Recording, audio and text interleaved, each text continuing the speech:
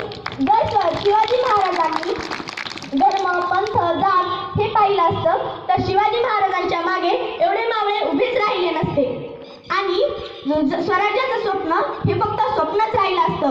म्हणून म्हणतात शिवाजी म्हणून शिवाजी होत नसतो, पण संभाजी म्हणून संभाजीचा गुण येत नसतो.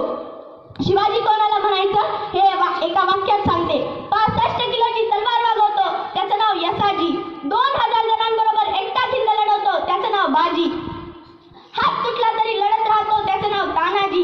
वाघाला पाडतो त्याचं नाव संभाजी आणि या सर्वांना एकत्र करून स्वराज्य निर्माण करतो त्याचं नाव शिवाजी.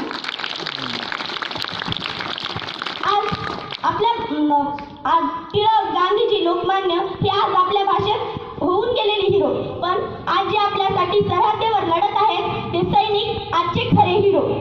आणि अशाच एका सैनिकाने म्हणलेली कविता मी तुम्हाला म्हणून दाखवणार आहे. हम डरते नहीं जाके बता दो जलपोटों से, हम डरते हैं ताजगंज शिमला जैसे समझौतों से. यार भेड़िए से डर से सकती सिंहों की औलाद नहीं है, भरतवंश के इस पानी की तुमको पहचान नहीं है. एटम बम बनाकर तुम किस्मत पर भूल गए, 65, 71, 99 के युद्धों को शायद भूल गए. याद करो तुम 90,000 बंदी पाक जवानों को, याद करो तुम शिमला समझौता, इंदिरा के एहसानों को. पाकिस्तान ये कान खोलकर सुन लो, अब की ये जंग छिड़ी तो नामो निशान नहीं होगा. कश्मीर तो होगा लेकिन पाकिस्तान नहीं होगा.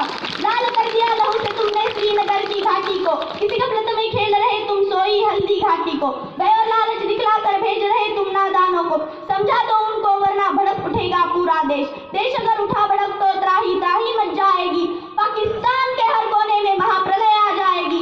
क्या होगा अंजाम तुम्हें इसका अनुमान नहीं होगा.